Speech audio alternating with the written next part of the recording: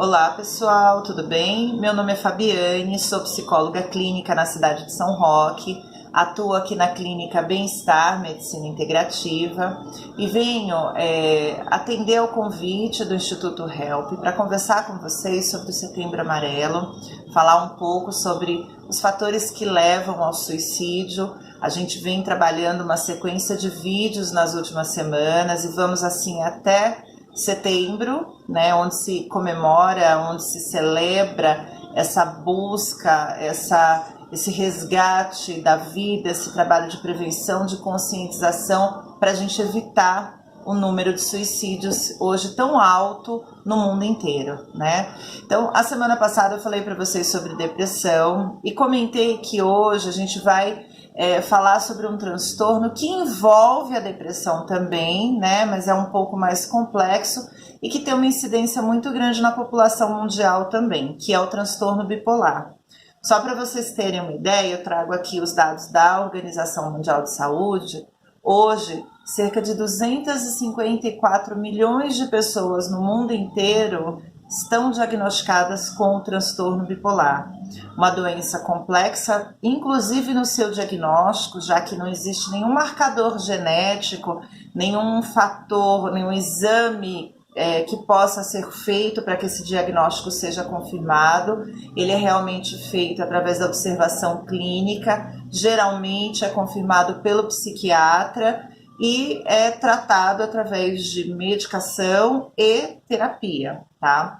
É importante a gente falar que, assim, o transtorno bipolar, ele é difícil de diagnosticar, principalmente porque a pessoa pode viver meses num extremo e de repente ter uma mudança muito confundida com melhoria. Então, só para vocês entenderem, a depressão, né, o momento de depressão pode fazer com que essa pessoa fique incapacitada em cima de uma cama, né, triste, sem ter motivação para nada, muitas vezes sem se alimentar direito, sem interagir direito, até numa posição quase que de letargia, né?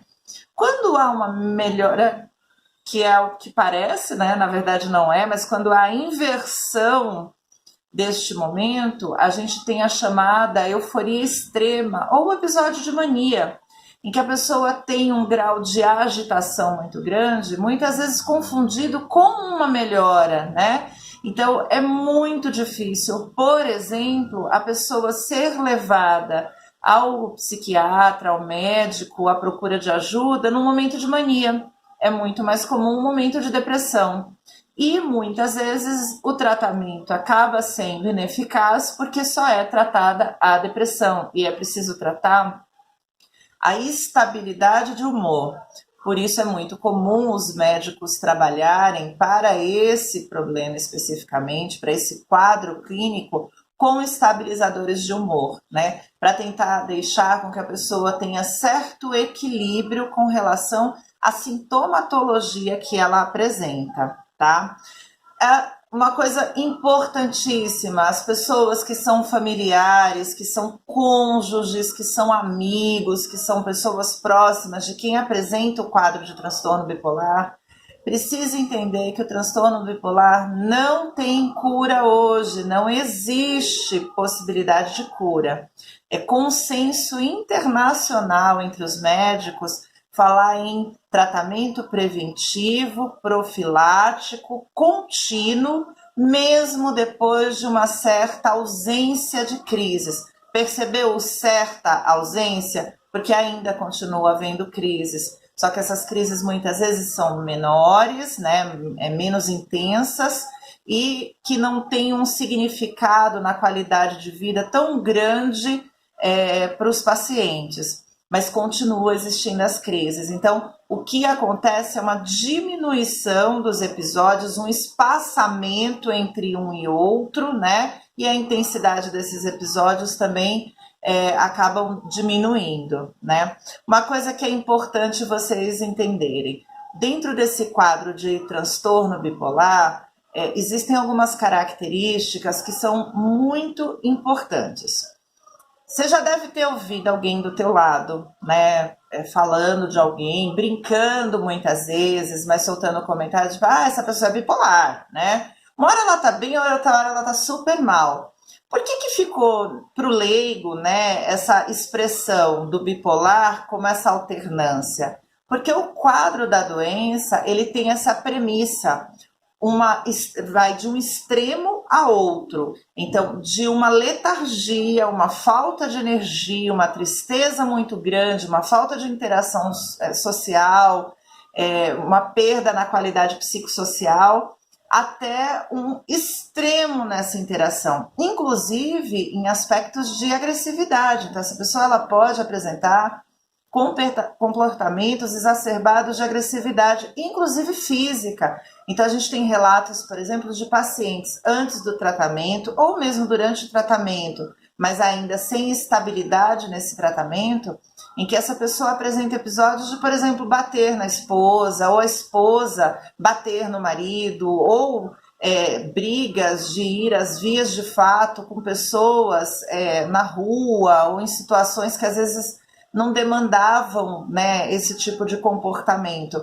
Então, a gente tem uma alternância muito grande, uma agressividade, principalmente na fase da mania, comportamentos, às vezes, estereotipados na fase da mania também. Então, às vezes, né, tem um caso, por exemplo, que eu já atendi, de uma pessoa que ela comprava, né, as suas coisas em casa, os seus mantimentos, fazia sua compra de mercado, chegava em casa, guardava tudo, terminava de guardar, ela saía e comprava as mesmas coisas, né? Então, ela não tem muito discernimento com relação às atitudes que ela tem, né, ao longo da sua vida cotidiana. Além disso, assim, é importantíssimo o acompanhamento terapêutico, por quê? Porque existe uma perda na qualidade da vida desta pessoa no que tange a sua interação profissional, a sua interação familiar, a sua afetividade com as pessoas, o seu convívio social, o seu desempenho acadêmico. Então, esses resultados são importantes de serem monitorados, né? E um dado importante aqui que eu queria trazer para vocês. Para quem faz o tratamento direitinho, né? Medicação, terapia, ao longo de toda uma vida, tá, gente? Não tem alta para esses casos. A gente tem aí um episódio, né, em cerca de 2 anos, e normalmente são episódios menores, menos intensos. Para uma pessoa que abandona o tratamento, então, por exemplo, ela está se sentindo bem, os remédios, o tratamento psicoterápico fez um efeito que deixou ela relativamente estável, e aí ela para o tratamento porque ela se sente bem o bastante para se dar alta, né? É muito comum isso acontecer. Cerca de 47% das pessoas que têm esse comportamento vão ter uma crise em um ano, e 92% das pessoas que abandonam o tratamento vão ter pelo menos de 2 a 3 crises no segundo ano. Então, são dados muito importantes, né? E por que a gente vincular o transtorno bipolar com o suicídio? Existem vários fatores que levam ao suicídio nesse transtorno especificamente. Um deles é essa alternância de humor, que faz com que a pessoa tome decisões muitas vezes precipitadas, instintivamente e, lógico, né, na ânsia de se livrar do sentimento o qual ela está vivenciando, um sentimento insuportável, um sentimento de muita dor, ela acaba optando pelo suicídio. Tem casos ainda que são de pessoas que não suportam mais a doença, então não querem mais fazer tratamento com medicação, não aguentam mais o quanto essa doença afeta a sua qualidade de vida, não suportam mais aquele sofrimento no qual elas estão inseridas e acabam optando, inclusive, para aliviar a família, né? Porque sentem-se como se fossem pessoas que pesam na vida da sua família, incomodam, trazem transtorno, e optam pelo suicídio como forma de alívio. Então, o que é importante no que eu trago para vocês hoje é, se você conhece alguém, se você tem alguém próximo, se você tem um familiar, uma pessoa que você gosta, que você, né, tem carinho, tem respeito, que tem transtorno bipolar, observa, vê se essa pessoa está fazendo o tratamento direitinho, está tendo um bom acompanhamento, né? Se ela está fazendo uso dos medicamentos prescritos pelo médico de maneira adequada, e se esses remédios estão tendo o efeito esperado, porque o médico vai fazer um acompanhamento diferenciado dessa pessoa, né? E observe, né? A genética, nesse caso, é muito importante. Quem tem uma pessoa na família que tem transtorno bipolar, logo tem maior predisposição a apresentar. Não significa que vai ter, mas tem uma maior predisposição.